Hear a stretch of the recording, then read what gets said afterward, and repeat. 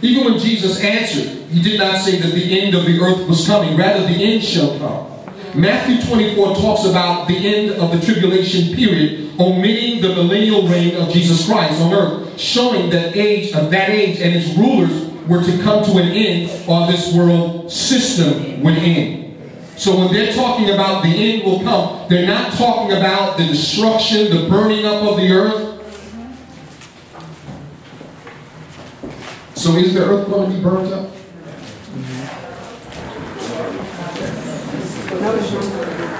So is the earth going to be burnt up? So isn't that the destruction of the? It's going to be.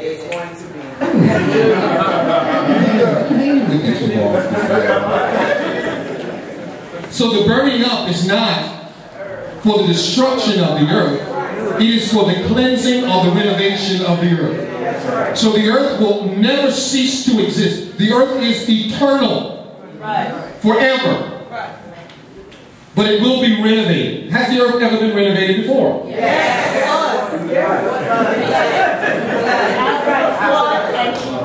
How many times do we think the earth was renovated? Twice before? It's interesting. So we know it was renovated, or it was changed or cleansed during Noah's time, right? Yes. So there was a change that happened. So water renovation. Right. So when was the other renovation?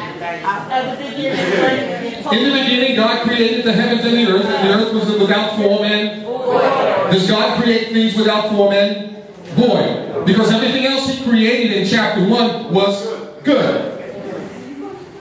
So something happened. We heard of the gap theory. And it talks about between Genesis 1 and 1 and 1 and 2. We've heard this before, that something happened. And in the beginning of this series, we went into all of that, the possibilities, the dinosaurs, and all of those things regarding that particular point. But let's go on. We don't want to step too far away from what we need to do today. All right. Ecclesiastes 1:4 tells us about the everlasting continuity of the planet. It reads, one generation passeth away, and another generation cometh, but the earth abideth forever. So the earth will always be here. Well, Bishop, they're talking about there's a big asteroid, Nimbus 777, and that asteroid is scheduled to hit the earth on, let me go back to my Nostradamus books and find out, or perhaps the Aztecs have this thing correct. This day is going to happen. The Bible tells us that the earth abideth forever.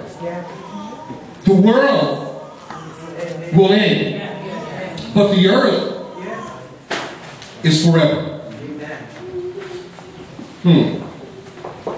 From this we can conclude that the planet does not come to an end, rather the world systems and the age, time will come to an end. Things as we know it will end. The lives of people will end. Many governments will end. Yet the earth will never end. It will never cease. It will always be here. Amen. Many live as if there is no end, though. How many of you got friends like that?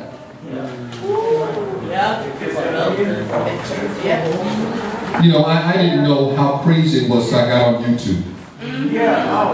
The responses, you live in a fairy tale, there is no God. I've heard some comments on YouTube that it will blow your mind. Intelligence can make you foolish. It really can. Because when your intelligence exceeds the wisdom of God, you're an idiot.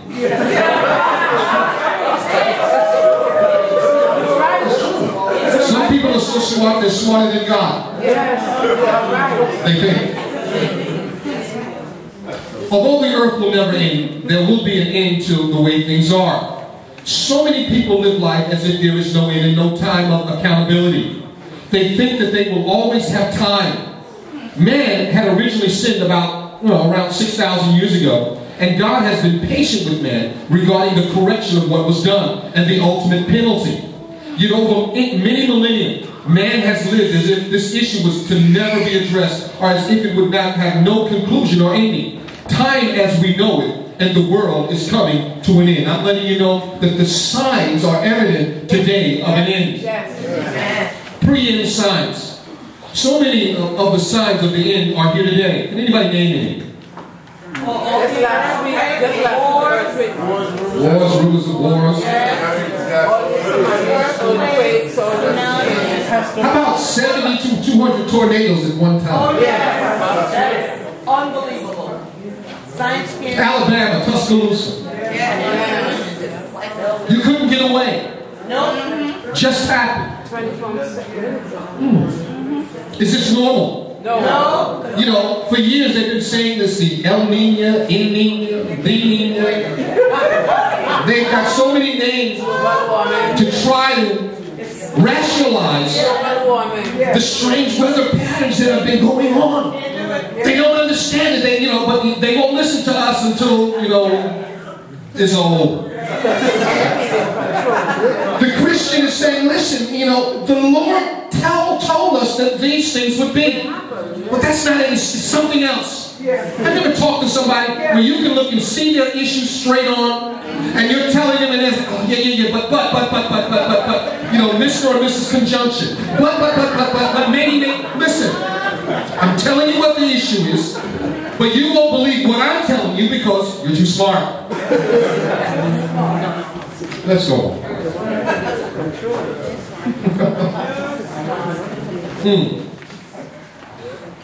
They are evident all around us. But just 30 years ago, some of these things would be unheard of. Let me tell you something, because some of you were born in a technological age.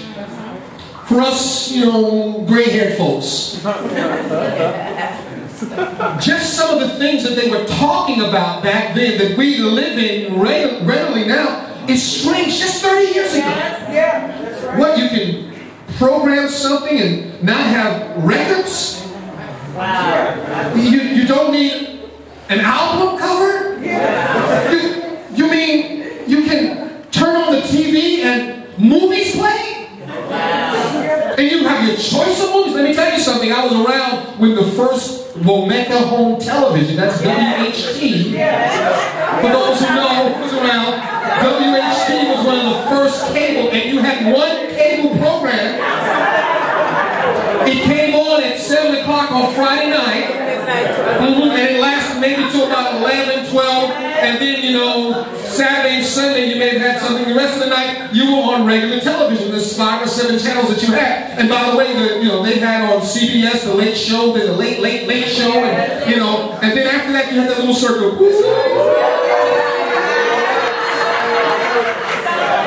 There was no communication, internet. There was no such thing. And your telephone, what? A cell phone? You can talk to somebody?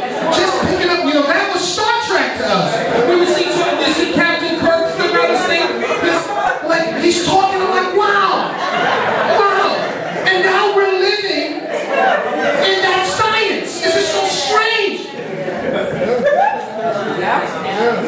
You don't know, believe me.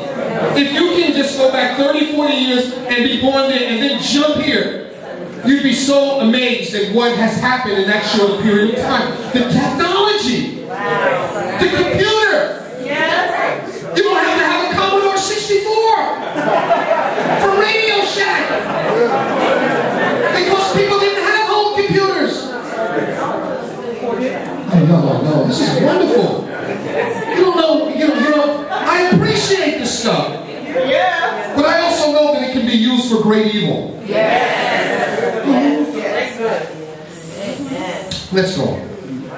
Okay, I gave away my age. Bishop, you remember WHT? I remember when VHSs came out. And they were $700, $800, $1,000 for a VHS. I remember before Blockbuster. Blockbuster's closing now, but before they existed, they had the little home, video stores that were next to the supermarkets. You would go in, and they would have pictures of what you wanted to. Oh, you don't know.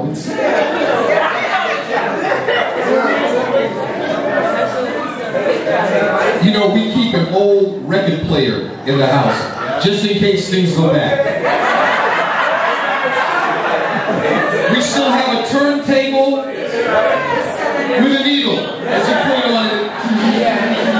And when the record is warped, it's just like you're on a roller coaster. We got that at the house still. We don't play it, but it's there.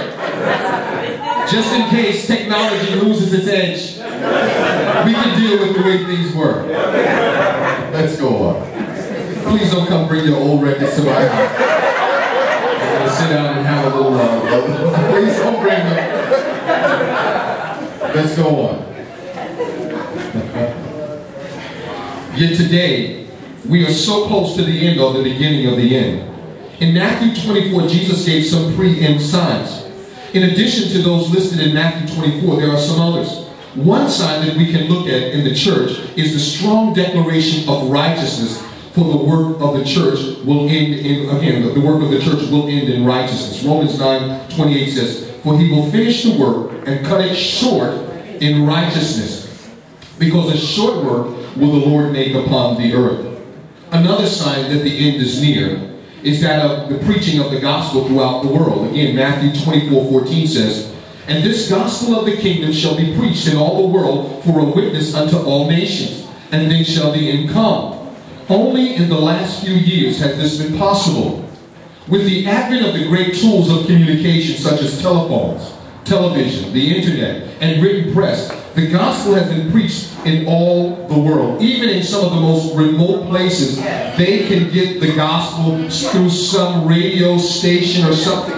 Let me tell you something. This could not have been many years ago. You can get the gospel on your cell phone. I ask my son sometimes, you got your Bible? Yeah, Dad, I got my phone. You got your Bible? Yeah, I got my phone. And to me, when you say, do you have your Bible, if I don't see you walking with one of these, I think that's strange. But he has his Bible in his phone. And to be honest with you, when I do my lessons, I used to use my written Bible, the written press, but I don't do that anymore. I use my computer. Everything is on my computer, so I understand that the word can go everywhere. Even in the most remote places, many of them have little inexpensive laptops that they can go to some cafe. Exactly. They're solar powered, and then they can reach the rest of the world. The internet is, again, the new Babylon. The internet is the new Babylon. That is, that we all can speak one language. We all can communicate with each other. It's here. So you can send the gospel all over. I mean, I'm getting letters and things on YouTube from all over the world, and as well as Google. Somebody from Holland, listen, I just want to say hello to you from Holland, or the Netherlands, or here, or that. That's happening to me every day. And I'm like, God, this thing is everywhere. Everywhere. Let's go on. The Bible also gives us insight into the pre-end signs in Timothy, or 2 Timothy 3, verse 1 through 8. And I want you to picture, if you see any of your friends, your family, your neighbors in this. It says, this know also, that in the last days, perilous times shall come. For men shall be lovers of their own selves. Some people can't get out the mirror. Everyone wants to be a star because it's about covetous, which means loving money and things. No, I'm not buying the baby's milk because I need a new cell phone. And there are people that do that regularly. Boasters, an empty pretender. You ever met a person who's always speaking bigger than what they are? Yes, I got this, I got that, I got this, I got that. Listen. And then when you really find out, you're like, you are an empty pretender. Proud, blasphemers, disobedient to parents.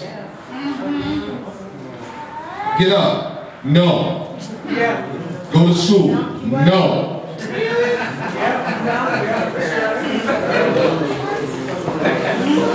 I wish they allowed spankings in school. I'm just there. I'm that kind of person. Teachers, your child is, did you beat them? You have my permission. Beat them. If they respond a certain way, here, this is where they need to be corrected. Here, so they'll know their audience is not there being entertained anymore by their foolishness.